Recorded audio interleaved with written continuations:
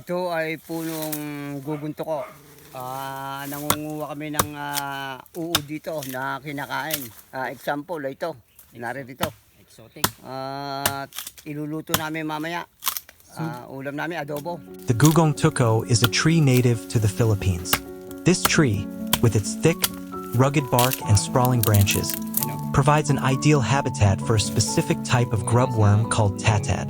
The tatad grub worms are highly selective in their choice of host trees, and the Gugong Tuco is their top preference. The tree's bark and inner layers offer the perfect environment for these grubs to thrive, as it provides both food and protection. Tatad grubs are often harvested for their nutritional value, being rich in protein and healthy fats. The relationship between the Gugong Tuco tree and the tatad grub is a fascinating example of the intricate connections within nature.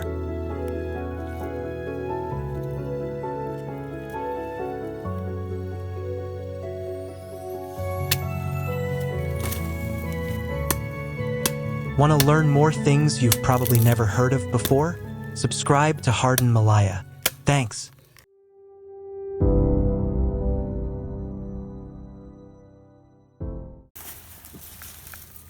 Ayan o. Kinakain ng tao. Oo, yan. Kinakain niya.